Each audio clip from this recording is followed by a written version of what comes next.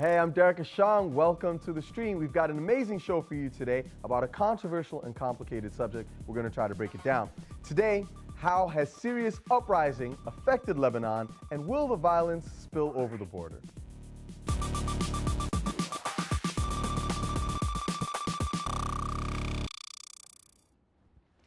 Now, our digital producer, Ahmed Shihab Eldin, is here looking out for your live feedback, so definitely tweet us using the hashtag AJStream.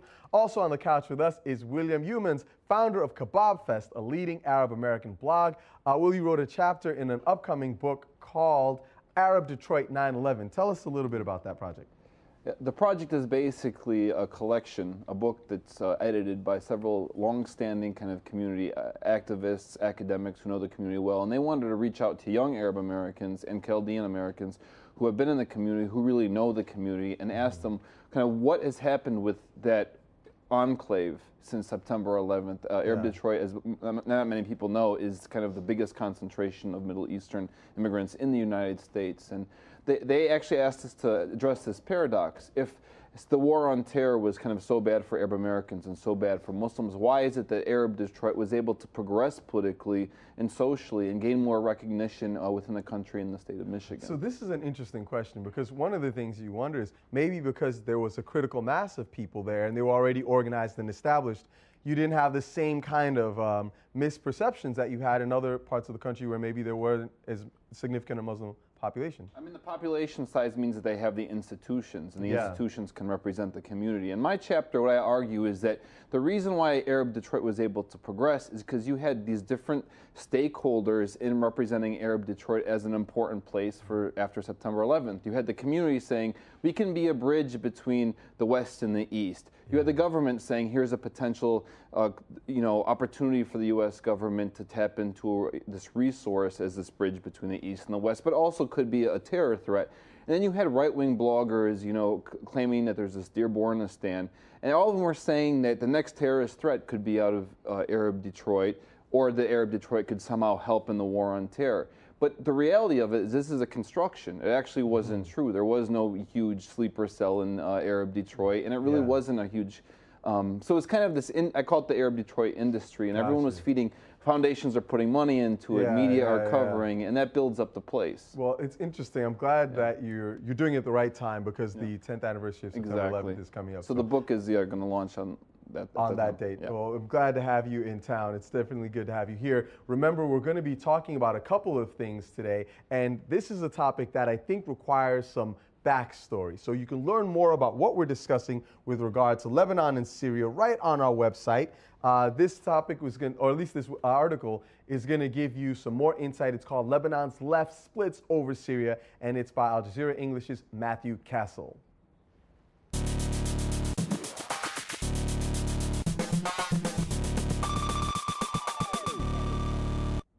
So this week, Syrian forces, security forces, have led a military assault on the port city of Latakia. And there have been widespread reports that telephone lines and internet connections have been cut. And such a move is often condemned by world governments. But now leaders in the West are looking to do the very same thing. Now we have this tweet that came into us from Bronx KMC saying, Essex police charge man over water fight planned on BlackBerry Messenger. Now, this move is linking to an article right here. You can see this is the actual article in The Guardian. The move followed Prime Minister David Cameron's announcement that the government would investigate whether social networking platforms should be shut down in the name of public safety if they help to, plot a crime. But are water fights a crime? In 2008, there were a series of mass water fights in British towns, including in London, that had been organized on social networks. And here's actually a video that we managed to find on YouTube. We're just going to play it a little bit that shows what happened at one of these water fights. And it's worth mentioning that this year in early August, many Iranians were also arrested after scheduling their own water fight on Facebook. And on Facebook and Twitter, many people are already drawing correlations between the West and East, specifically the UK and Iran. Now here are some of those pictures that I mentioned to you of the water fights earlier this week in Iran. But we have this tweet from Bernard Keane saying the UK social media crackdown is underway.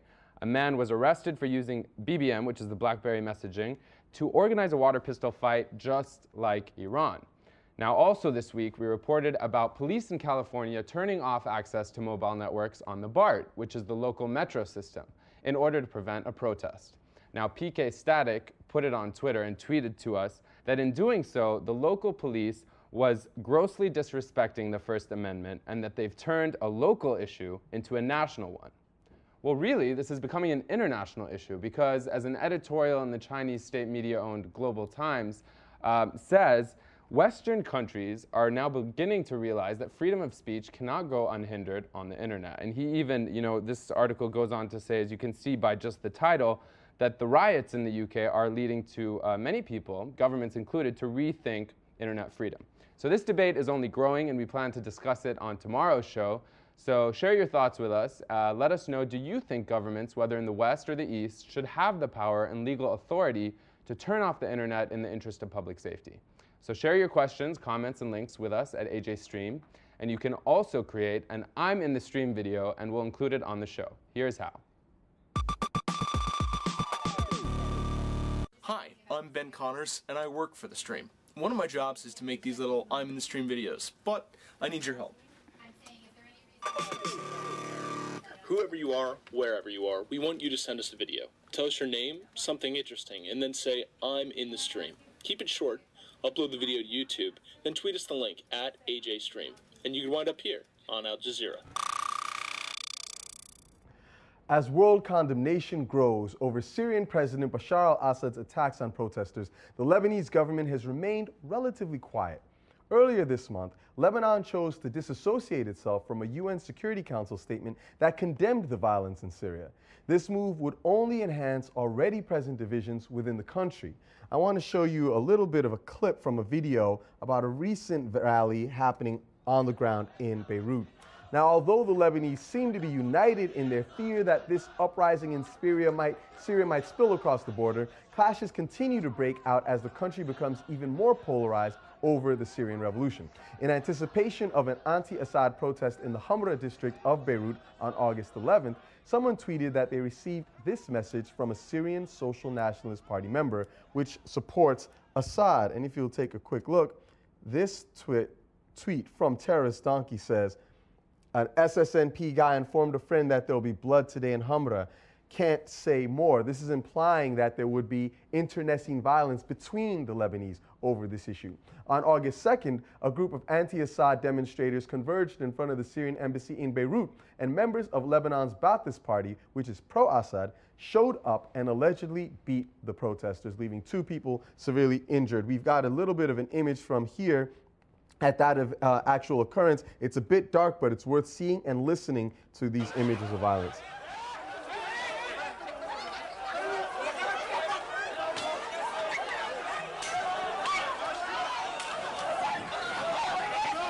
Now, these are only 2 examples of many demonstrations where clashes have broken out since the uprising began in March. We want to discuss this with a couple of people from Beirut. Joining us now is Bassam Sheet. He's a blogger and member of the Socialist Forum. He's also one of the organizers of some of the demonstrations in support of the Syrian uprising. Also in Beirut is Bilal Al-Amin, an independent activist and writer who questions the identity and motives of the Syrian opposition. Welcome, gentlemen, to the stream. Let's actually start with you, Bassam. I want to know how political parties in Lebanon are using the Syrian uprising to their own interests.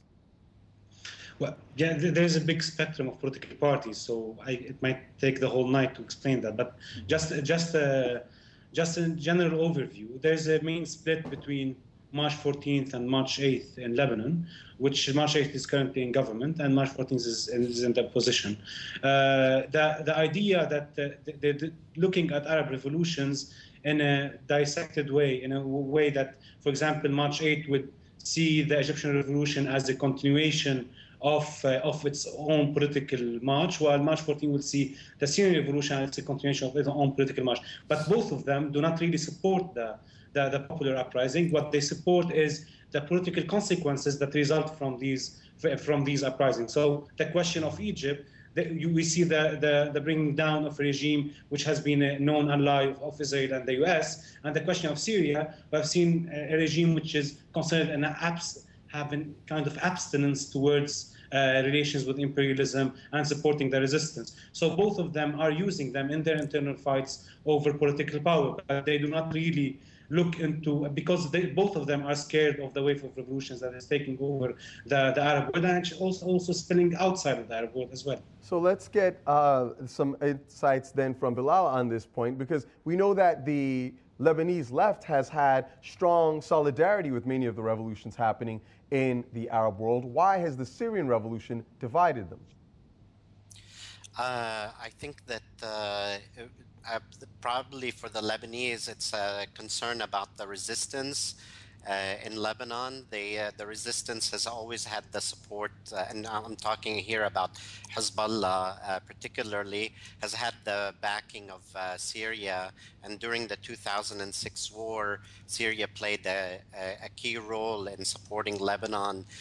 Israel tried to besiege Lebanon, just like it did with Gaza. And of course, Syria wouldn't play along, and the siege never worked. And both the resistance was able to rearm, as well as that supplies could come in across the border. That unfortunately for Gaza, they had Mubarak in power, and the siege, with the support of the rest of the Arab countries, managed to succeed there. I think the real concern about what Bassem referred to in the March 8th movement, I think they've supported the other revolutions, but in Syria they have serious concerns because they think it'll reflect negatively on the resistance. Ahmed?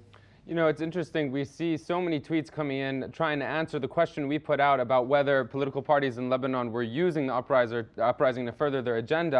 Palestinian is saying, I think they want to get back at the Syrian regime. That's why there's so much support in the revolution. But then on the flip side, we have one from the War Journal saying that Lebanon has disassociated itself to appease Hezbollah, which I think is what you were touching on, Bilal. The Lebanese government is too weak to resist Hezbollah. So is this really all about whether or not Lebanon, as a sovereign country, has the power to appease Hezbollah, a close ally to the Syrian government? I don't think it's. I think that's a little bit exaggerated. I think they're trying to. The Lebanese government is trying to play a balancing act. I think probably Hezbollah would have wanted more than just simple abstaining. They probably wanted for the condemnation not to go through at all. And then on the other side, there are, of course, forces, the March 14th people would have wanted it to go through. And the government decided to play it in the middle and basically abstain. And actually, it allowed in a way, it allowed the actual condemnation to go through in the Security Council, and I think this is partly the propaganda of the March 14th movement, that this is a Hezbollah government, that it controls everything, that it's everything it does is to appease this. I don't think that's the case. They're even losing some votes in the parliament. What you do have is a serious concern. The Syrian uprising is taking on an increasingly sectarian turn. There are people burning pictures of Nasrallah, the Secretary General of Hezbollah, and in Lebanon, it's basically the Syrian revolution and solidarity with it, not by the groups that you've referred to that Bassem is involved with, but by, for example, the Muslim Brotherhood. Well, let's give Bassem an opportunity to respond. Actually, Bassem, would you concur that the Syrian revolution is becoming more sectarian? Well, if we look back to the Egyptian revolution, the first attempt to try to push into a sectarian agenda into Egyptian was done by the regime. And into Bahrain, we'll see the same thing. We'll see that sectarianism has always been a weapon by Arab dictatorships and Arab regimes to crush down on political movements. And we know that in Lebanon quite well. The uprising that started in the 60s and the social movements that all started were harshly attacked by sectarian policy. I'll give a small example just to go back onto Syria. In 2004, there was a general strike in Lebanon. The Lebanese state chose to attack just one faction, one section of the general strike, which is in a Shia neighborhood, just transforming the whole political debate about the whole general strike into a question that there is a fight between the government or the state and the Shia community. These tactics are quite well used by the regimes. And when we talk about Syria, the first thing I want to think about is how does a popular movement use sectarianism, but how does the regime use sectarianism to actually crush that popular movement? And what we've seen in Homs is that the regime has tried so well to try to break people from gathering away in one central point. Homs is a very mixed area inside Syria. They tried to break them off, not allowing them to actually gather in one place, not to actually meet, and try to play on the sectarian card. But what the popular uprising managed to do is actually to meet and occupy the main square for, I think, 24 hours, a bit more. After that, the sectarian attitude or the sectarian shape that many want to try to push to stick on the Syrian uprising is dissolving bit by bit. And we see from a lot of the readings we do, we read from online and from the local committees inside Syria, where there's a lot of calls against sectarianism, there's a lot of calls for national unity, there's a lot of calls for a civil state, a non-sectarian state. So what I really see is basically the regime's trying to push the sectarian agenda into the popular uprising, and there's a popular uprising who's trying to overcome this sectarian agenda. I want to get Will as taking a shift towards sectarianism. I want to get Will on this point. I mean, what's your thought as an Arab living in the diaspora? Do you think that sectarianism is being used as a wedge issue, and is there the possibility of a truly pan-Arab revolution? I think sectarianism is a long-running issue, especially in Lebanon and Syria, but I think that there's a big concern where we saw it last in the way that Iraq, it basically turned bloody, the sectarian issue there, and it colored what happened in Bahrain. So there's a fear that you go from revolution to civil war, and I think that that's actually a question I would like to pose to both the guests. I mean, where do you see this thing going? Would the opposition welcome a kind of Western intervention? It seems like Syria doesn't have the same kind of divisions within the military that we see in Yemen or that we saw in Tunisia and Egypt. So if the military hunkers down, is the opposition going to call on, help from outside? And then the other part of the question is, are we past the point of no return in terms of the movements? I mean, is that the Syrian regime is done? I mean, what's going to happen in your perspective? Let's go with Bilal first. I'm sorry, is that to me? Yes, go ahead. It does seem that there is a point of no return. I think the regime has been has used absolute disproportionate force. I wouldn't disagree even with Bassem that they've used sectarianism. They're going to use all the weapons that they have against this movement to crush it, and too much blood has been spilled. It does seem to have reached a deadlock of sorts, where the regime isn't budging and neither is the opposition. And there are, unfortunately, and my other objection to the opposition movement is that there are growing voices calling for international foreign intervention into Syria. And but Bilal, let me just ask you, isn't that, with the reports that we hear of thousands killed in Syria, isn't there an obvious interest that people who wanted to see peace in Syria might want some kind of intervention?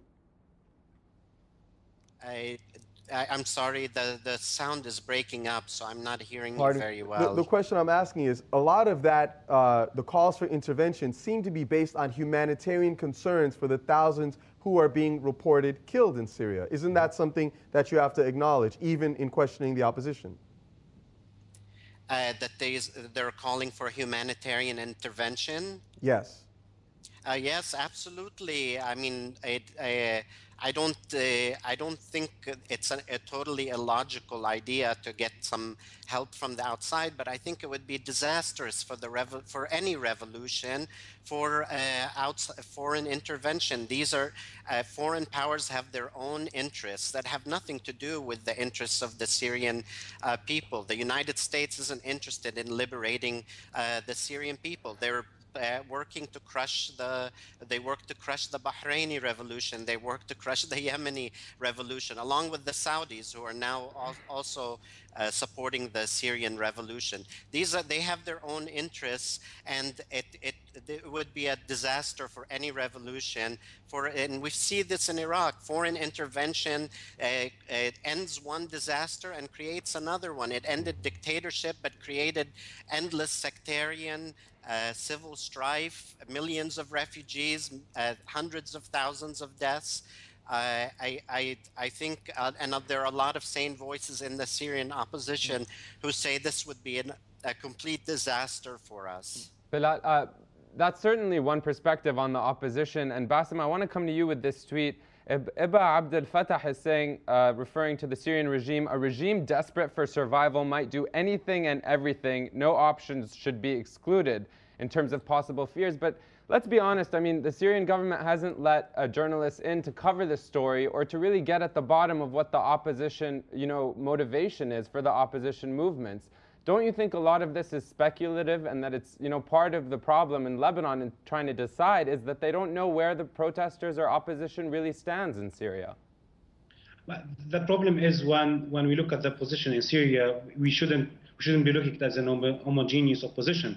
The same thing like in Egypt. The opposition in Egypt or the movement in Egypt is not homogeneous.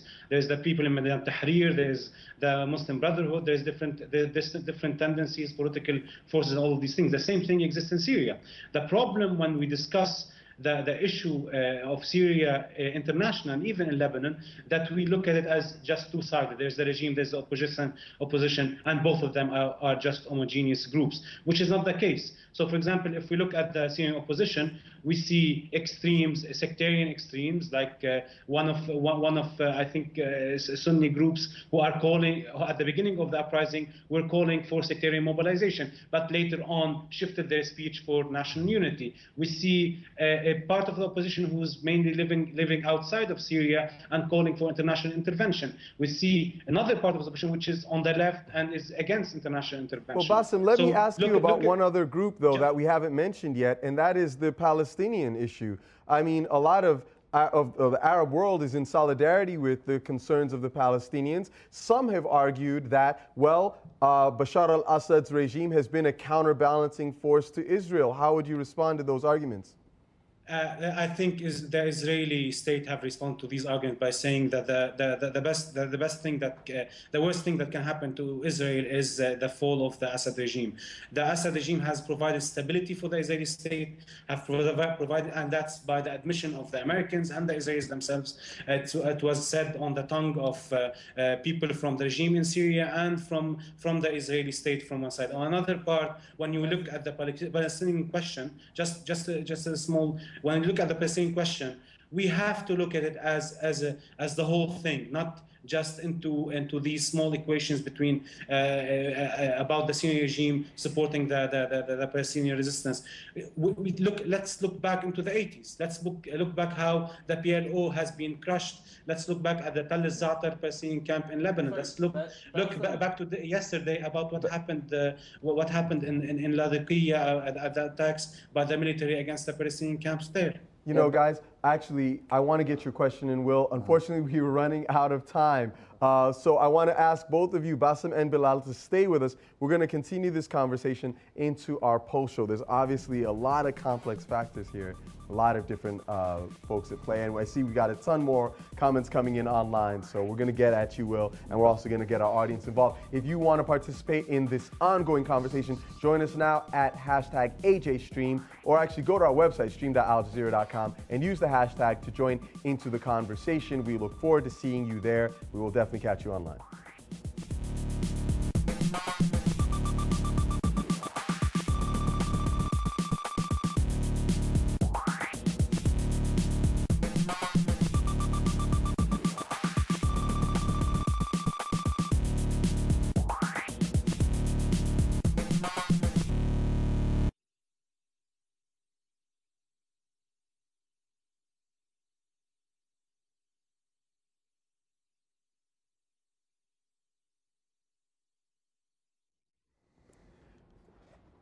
Welcome back. This is the Post Show. We're going to continue this conversation with our two guests in Beirut. We're talking about the divisions within Lebanon, about the response to the revolution that's ongoing in Syria. Now, Will, you did have a question you wanted to post about some. Please go ahead. Yeah, specifically for Bassem, what do you tell people who are in Lebanon and kind of are afraid of doing anything because of the Syrian presence in Lebanon? I mean, we've seen what the Syrian regime has done in Homs and Hama. What's to stop them from doing that in Beirut, where there's, you know, if there were large-scale protests like the kind I think you're working for?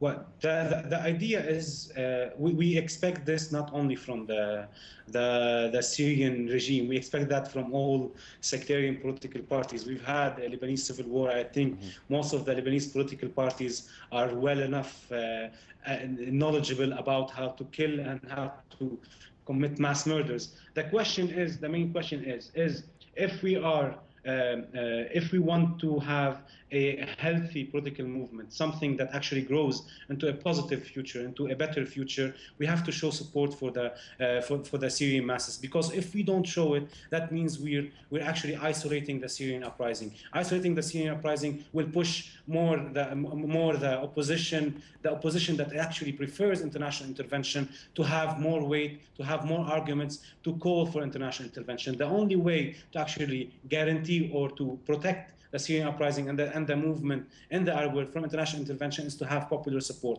wide Arab popular support from the streets, and calling against dictatorship and at the same time against international intervention. There's a slogan we raised in 2003 against the war on Iraq, which said no war and no dictatorships. We were against Saddam and his dictatorship. At the same time, we were against the Americans and coming into Iraq and occupying Iraq. And we have seen the results of that. We have seen the results of dictatorships, and we have seen the results of U.S. war for freedom, which is nothing but a seek for oil and control and political control over the people in the Middle East. The only faction or the only section of in the Middle East and the Arab world that actually wants freedom to the Middle East and the Arab people are the Arab people themselves. No one can give it to them. No one will bring it to them. Only the action of the masses of the Arab can actually bring it to them. We actually have a lot of people from our own audience that are trying to offer some thoughts on this, because you guys have stirred up some really interesting ideas. So, Ahmed, can you talk to us about what people are saying? Yeah, you know, I don't want to focus on Israel too much, but I think, you know, anyone who's familiar with Lebanon's politics can agree that sectarian politics plays a role to any, you know, geopolitical response. And many people are talking about Israel. Samar al-Qatari,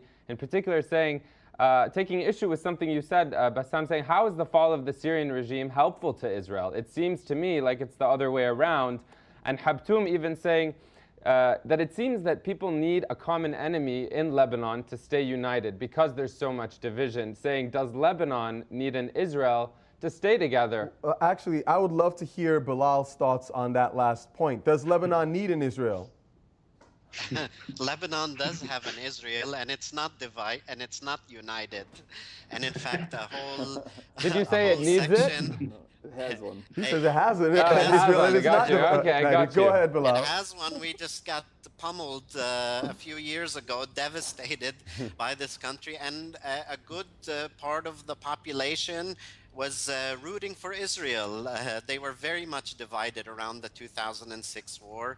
We saw our prime minister, you know, giving Condoleezza Rice kisses on the cheeks, and meeting with and a whole political spectrum, the March 14th forces meeting, having lunch with her in the midst of a war that everyone knew was backed by the United States, if not led by the United States, that Israel was waging on us. So no, these Israel exacerbates the sectarian tensions in Lebanon. Unfortunately, the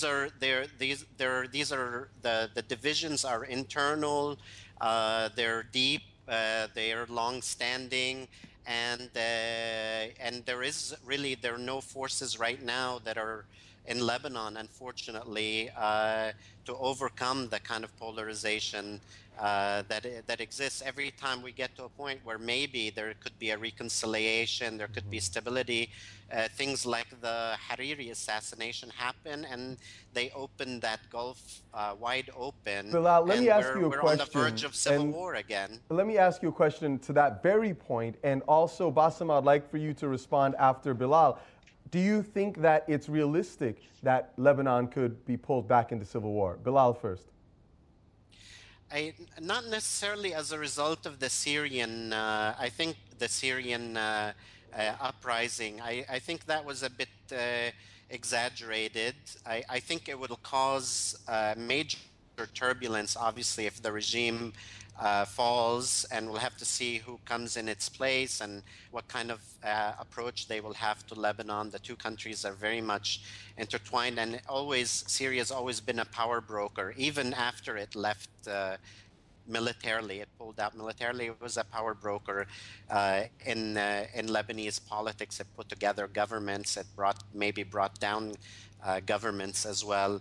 I think there is a danger only in places like in the north, in Lebanon, where there's a small Alawi population, community living in a fairly large Sunni and maybe conservative, maybe with some elements of sectarian Salafi type groups that may want to start trouble if as things get hot in Syria, that could spill over there. But generally, I don't see that a civil war could result from the Syrian uprising. Bassem, what's your take on this?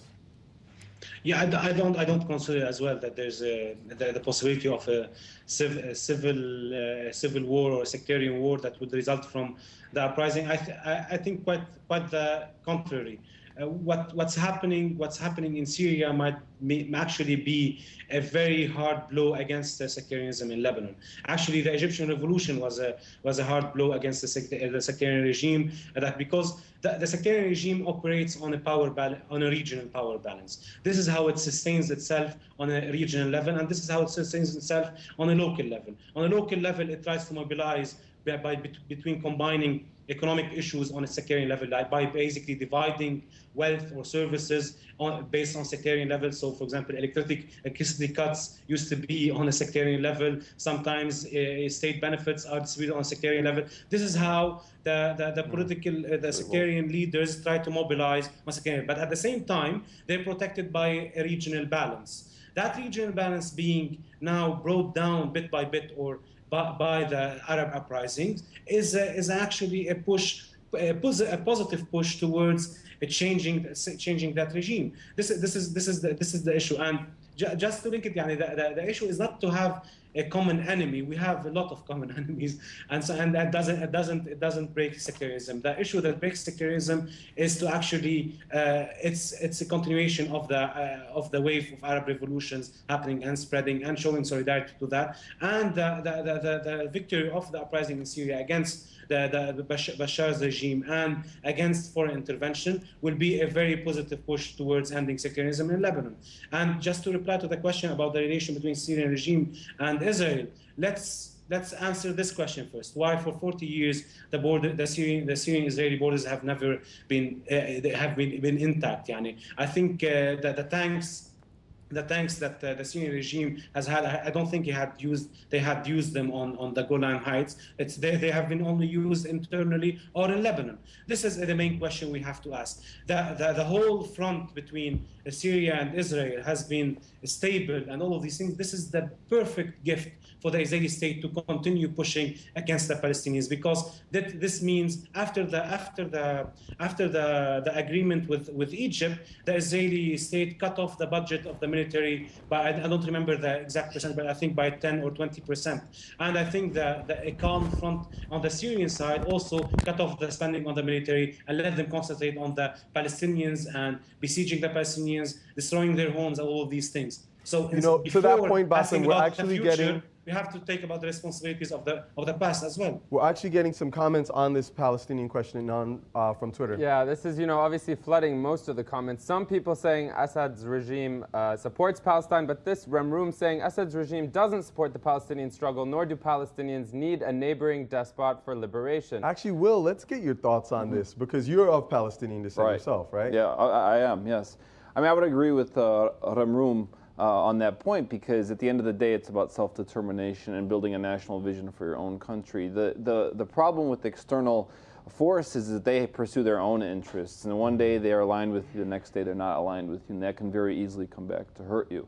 And I think that as a Palestinian, I wouldn't want the support of the regime that doesn't stand for the same principles that I do, which are self-determination. Well, one thing I did want to mention about that is whether you can see that Assad supports, the Palestinian cause or plight through his support of Hezbollah or not.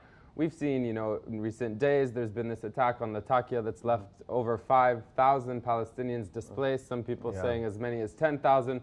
So, maybe a very quick thing, your thoughts. Do you think that change in Syria, regime change or government change, means a direct blow to the Palestinian struggle or plight? I would say not. At the end of the day, it's up to the Palestinians to pave their own future. I mean, there's going to be they'll change maybe the partisan balance within Palestine, but I think that, there's all kinds of political surprises ahead of us. I mean, look what's happening in Tel Aviv and Jerusalem with these internal protests in Israel. I think that the future is really impossible to predict. If one state actor disappears and it's supporting certain parties, those parties will find other supporters, because it is a constant game regionally. Too many factors. Which is why the Palestinians have to, pave their own way. Yeah, at the end of the day. Well stated. Bassem and Bilal, I want to thank you both very much for being with us today. Thank you. Absolutely appreciate it. And we'll appreciate you being here on set and offering some of your thoughts on this as well. Ahmed, great job. Keeping it moving. As always. As always. And to our audience, thank you for being with us today. Tomorrow, we're going to be talking about the freedoms online and the crackdown, which Ahmed mentioned in his feedback, of countries around the world on internet access in the guise of protecting the security of people. We want to know your thoughts on this, so tweet them to us at AJStream. We will see you online.